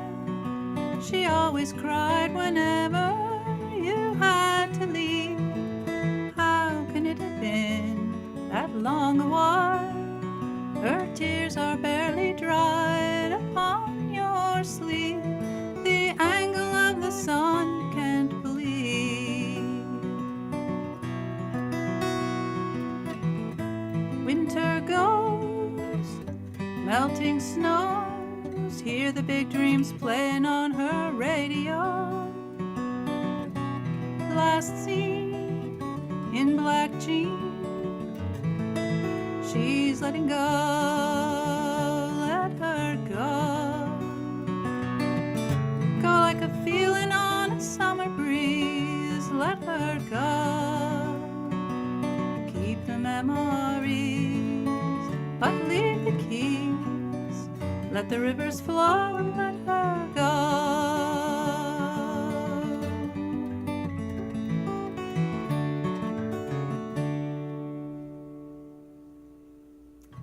Let her go. Nice. So pretty. Very, very Thank you. nice. Good advice, too. Yeah, that guy was a lot more mature than I was. So he needed to take that advice. Well, I'm going to try this. I'm not sure what key it's supposed to be in, so. Oh, yes, I am. Never mind.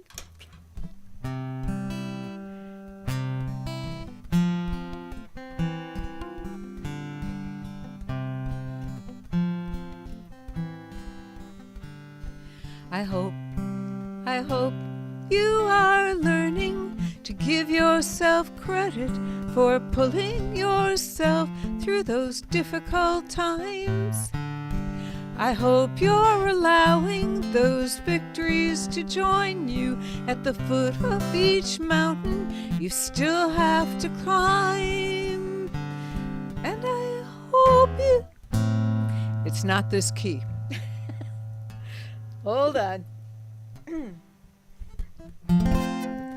I hope you are learning, there we go, to give yourself credit for pulling yourself through those difficult times. And I hope you're allowing those victories to join you at the foot of each mountain you still have to climb. And I hope you remember all the courage you've already shown.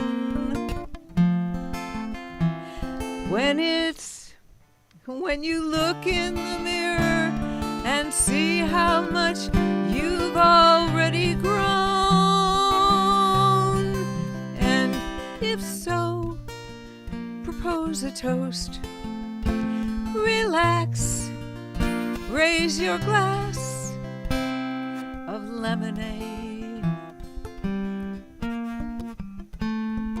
Can you tell this one's new? When the sun pours down on your blackout curtains, I hope you will rise and open them wide. When the moon is dark and the night seems endless, I hope you will smile when you wish us good night. And I hope you remember there's always another day. When you look in the mirror and see that you're still okay.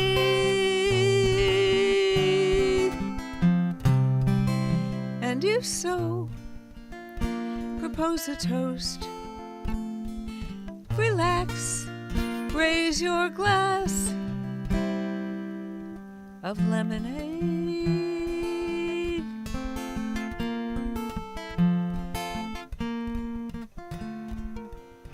And I hope you remember you'll always be worthy of love. You are enough. And if so, propose a toast. Relax, raise your glass of lemonade, of lemonade, of lemonade.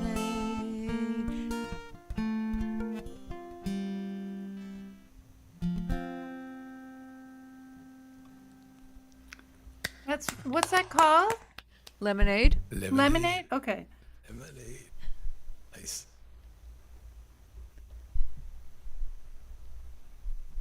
Very pretty. Thank you. Brand new, like Yeah. a matter of days. Yeah, yeah. I know that. I know that scenario. So now we have one round. We actually don't have to leave right at 5 because nobody's waiting for this stage, but I do have some other things on the calendar, so Okay, so last song of the day? yes. Okay, so this is the title, will be the title track of the third album that I am supposedly working on. And it is both a complete work of fiction and it is not a work of fiction at the same time. So it's called Painting Pictures by the River. And I do a lot of cycling, and I'm fortunate that I'm very close to the Potomac River here, which Ann knows about. And I do a lot of cycling on the C&O Canal, and I'm sure you remember the C&O Canal. I've covered every inch of it several times between Georgetown and Cumberland, Maryland. And so I was just out there yesterday, did a nice 40-mile bike ride there. And I often see people along the way who are painting pictures by the river. And I love to stop and talk with them about what they're doing and why they do it. And because I can barely draw a stick man, let alone do a painting. But I was talking with someone about songwriting one time, and I sort of likened it to, well, they say, so, why do you do this? And I said, well, kind of like these people that I meet who are standing along the river painting pictures, and they just do it because they do it, because they like to do it. And so I wrote the song Painting Pictures by the River, which really means writing songs here in my basement. But Painting Pictures by the River is a much more poetic sounding thing than hacking out tunes in my basement. So every time you hear me say Painting Pictures by the River and all the other stuff, just translate it into writing songs, and maybe it'll be similar for you.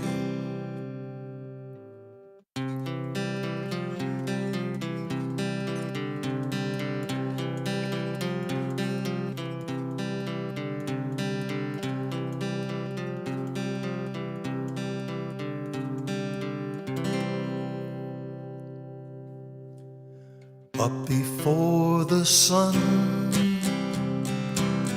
another day's begun, hoping that it might bring some perfect light.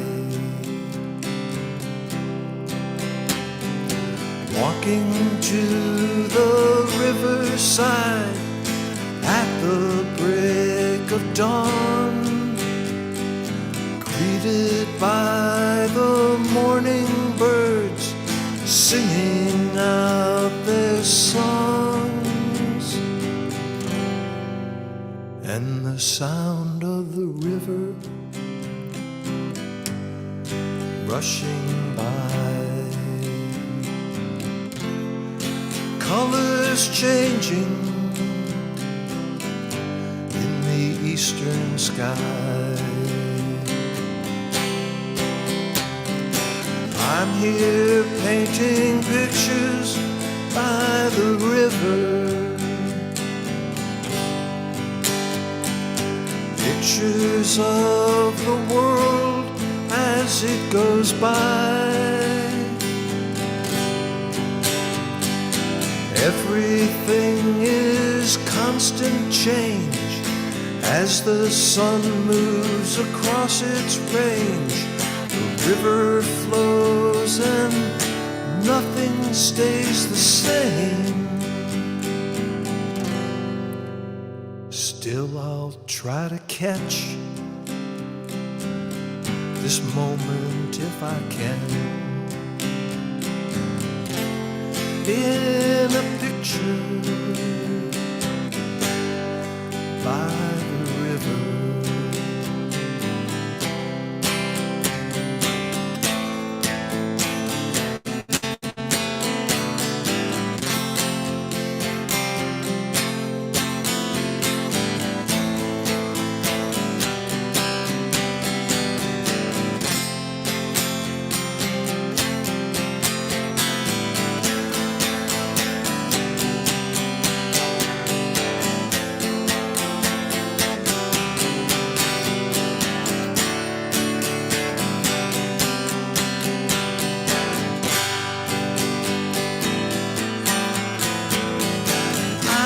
just painting pictures by the river,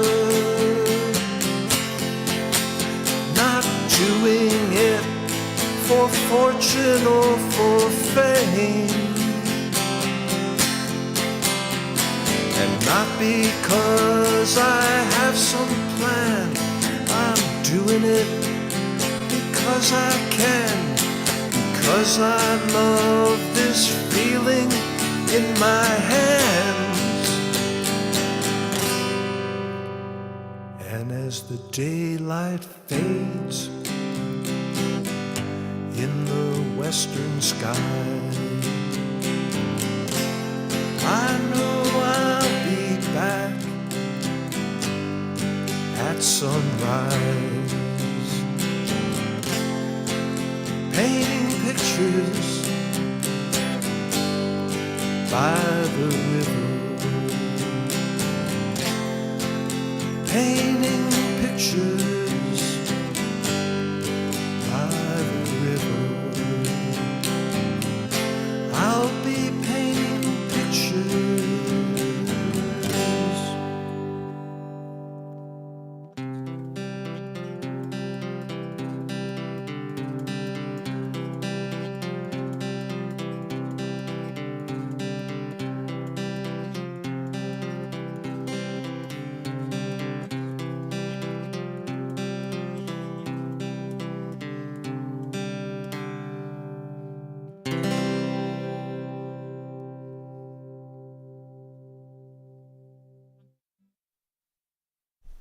Boy, that so speaks to me.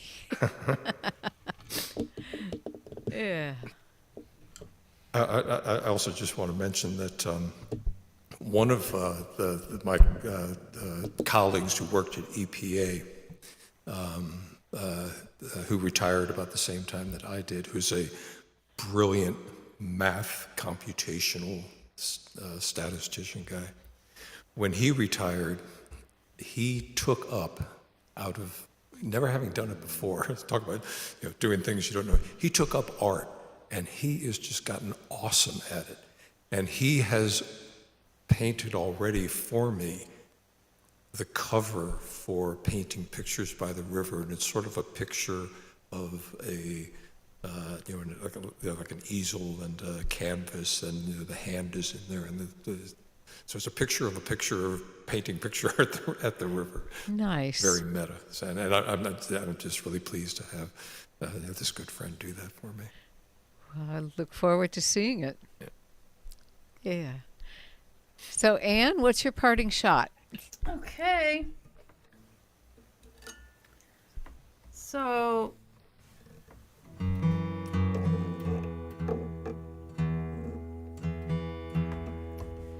another one in drop D 6/8 time. Why not? This one is a sad song, but a woman. It's kind of an Edith Piaf style song. She's pretty miserable. You've heard about the one that got away. This is the one that she never had. This guy, she never really nailed him, but he really was charming and could recite poetry and all those deadly combinations. So she was really smitten, and he dumped her. So anyway, it's called 3 Times a Night because she can't sleep. She wakes up 3 times a night.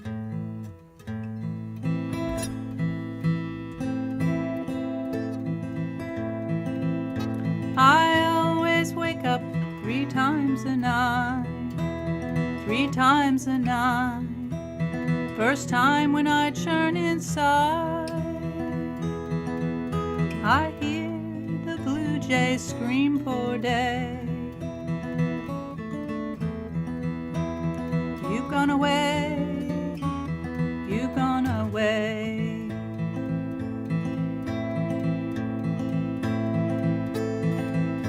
In dreams I find the other you, honest heart, the moon in view. Fireflies bright as runway lights, you said you'd try the simple life.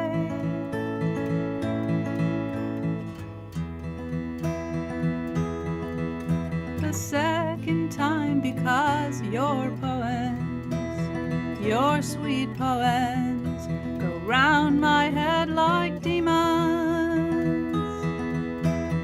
I fell hard for witty wordplay. You gone away, you gone away.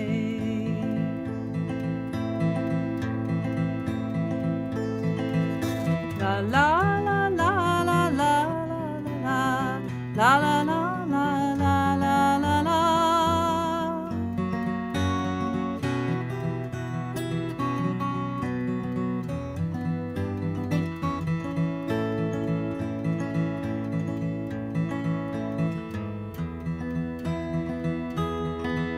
The third time waking's worst of all, worst of all. Tangled in nets you haul. Was I your catch too small to save? You threw me away, threw me away.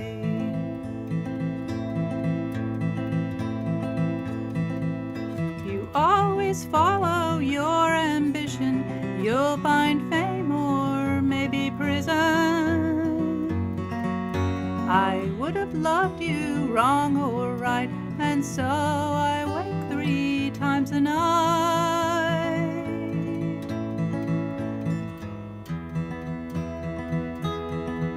I always wake up 3 times a night, 3 times a night. First time when I churn inside,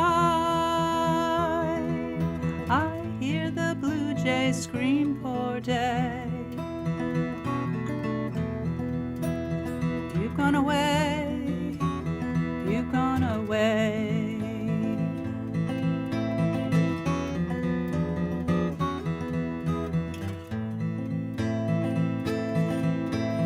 You've gone away, you've gone away.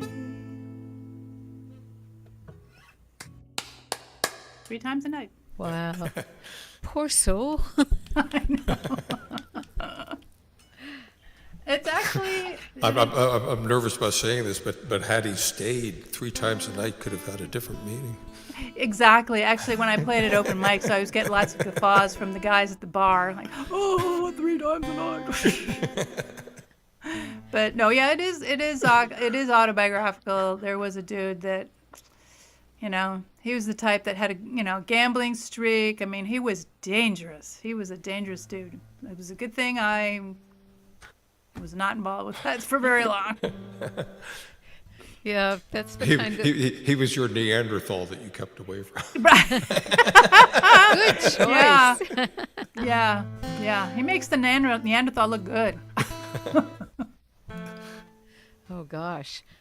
Okay, so I'm going to take it a different direction because there was something I thought of while you were playing your song, Frank, that all those things that look so permanent to us and so important to us,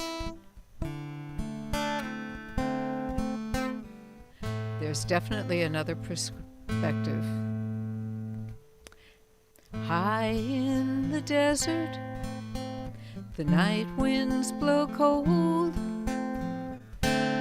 just like they've always done. The day's hot and still, as if it always will be.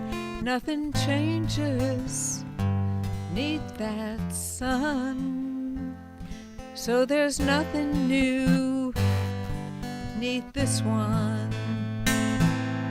So we smooth out a place, we draw our own faces and paint them with shining colors. And there in the desert we try to make a stand. It's a beautiful sand picture.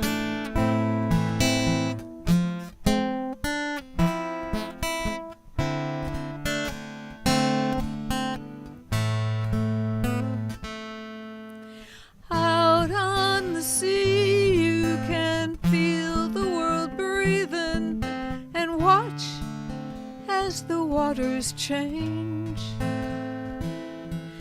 But here on the shore, our great deeds we record, and our victories we proclaim, and pretend that those glories remain. We smooth out a square, worship history there, and paint it in shining colors. And there on the land, it all looks so well planned. Still again, it's just sand pictures. And then the winds rise, the sun sinks so fast, in comes the tide. So much for kings and castles. Though we conquer the sky, build our towers so high, and flaunt our shining colors, here on the earth we deem ourselves worthy. All we are is just sand pictures. We are beautiful sand pictures, and in the end we return to sand.